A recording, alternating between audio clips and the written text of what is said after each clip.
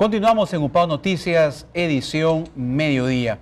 Y usted se preguntará, tal vez porque es muy poco conocido, que dentro de la depresión podemos ubicar a una depresión de verano y otra depresión que se genera de manera estacionaria en el invierno. Vamos a conversar sobre ese tema que es de mucha vigencia, de mucho interés para los ciudadanos, con la psicóloga Laura Pérez Larco, sobre la depresión en el verano, cómo se genera, sus factores de riesgo y si hay personas predispuestas a deprimirse. Laura, bienvenida, buenas tardes. Buenas tardes, ¿cómo estás?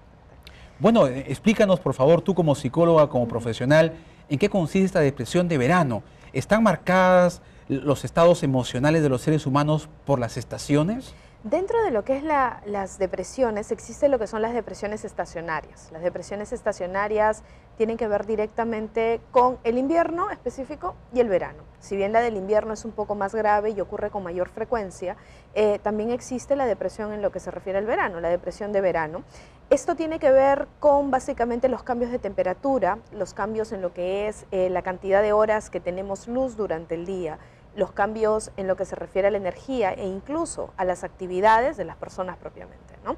Durante el invierno, digamos que el cielo gris, el hecho de que no haya suficiente calor o que no salga tanto el sol, suele generar que el cerebro no produzca suficiente serotonina, no hay suficientes endorfinas, porque las personas en invierno no tenemos mucha energía, como que no queremos hacer nada, estamos como que todo el tiempo cansados, con frío o muy abrigados, y esto genera muchas veces depresión. Incluso la tasa de suicidios en lo que se refiere al invierno es mucho más alta que cualquier otra estación. Bien, y ahora hablemos de esta depresión propia de verano, de la estación del verano. En el caso de ¿Cómo se genera esto? ¿Cómo se produce? Claro, también es una depresión estacionaria, como te mencionaba. En el caso de la depresión de verano estamos frente a una situación distinta.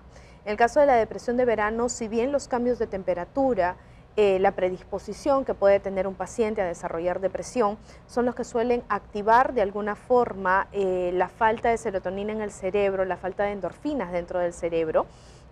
Usualmente lo que más desarrolla o alimenta esta depresión tiene que ver con el entorno social, tiene que ver con todo lo que implica el verano en sí. Estamos hablando de las vacaciones, los amigos, las reuniones sociales, los círculos sociales, sobre todo de los jóvenes, ¿no? Claro, para nosotros, por ejemplo, llega el verano y es como que automáticamente tenemos más energía, el día amanece más temprano, hay sol, hay calor, quiere salir. La gente quiere ir al gimnasio, quiere verse bien, quiere comer menos para lucir en la playa. Incluso el mismo hecho de que haga tanto calor, que haya tanto calor, te lleva a consumir más agua, te lleva a comer, no sé, pues comer ceviche. Todo el mundo quiere comer ceviche, sale un poco el sol y ya quieres un ceviche, entonces.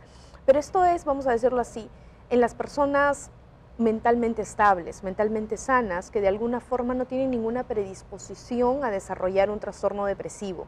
En el caso de las personas que tienen depresión, todo esto conlleva a afectar su autoestima, su amor propio, su seguridad. Empezamos con el principal conflicto, la clásica frase, el cuerpo de verano. Últimamente se hace una campaña que dice, ¿cuál es el cuerpo de verano? Ponte una ropa de baño y es verano. Punto. Ese es el cuerpo de verano. No hay medidas, no es que tienes que estar flaca, no es que tienes que estar tonificada, ni ninguna de esas cosas, porque la misma presión de cómo te queda la ropa de baño en el caso de las mujeres o en el caso de los hombres, si eres maceta, como dicen los chicos, o no lo eres, si tienes músculos o no los tienes, genera una presión innecesaria y esto empieza a alimentar los problemas de ansiedad. Sumado a eso es que durante el verano la mayoría de personas, bueno, todas las personas tenemos que andar pues un poco más descubiertos, hace calor, y durante el verano la mayoría de enfermedades de la piel, como por ejemplo el acné, que es uno de los causantes de problemas de amor propio, de autoestima en los jóvenes, uno de los más altos. Los chicos con acné sufren de problemas de autoestima muy serios, aumenta, se incrementa, se agudiza, el calor no contribuye, y es el momento en el cual digamos que menos posibilidad de cubrirte tienes, y eso tampoco ayuda. Y en esos casos, ¿cómo puede la familia ayudar a contrarrestar estos estados depresivos propios de la estación del verano? En el caso de los jóvenes, yo creo que es muy importante tratar de entender de que el fortalecimiento de la autoestima viene desde la infancia. El reconocer en un hijo las cosas buenas y olvidarte un poco de las cosas malas o de los errores que pueda cometer un niño es básico. O sea, si hablamos de un tema de crianza positiva, si es que ya llegamos a este punto, casi siempre hay que entender de que las depresiones uno no las puede resolver con vamos, ponte bien, ponle ganas, levántate, anímate. La depresión es una enfermedad y las personas que requiere un tratamiento. Exactamente, tienen que reconocerla tal cual. Entonces, si tú tienes una infección estomacal, si tú tienes un problema de vista, tú no vas a curarlo con porras, tú no vas a curarlo con buen ánimo, tú no vas a curarlo en tu casa. Tú necesitas un profesional de la salud que se encargue de resolver la dificultad.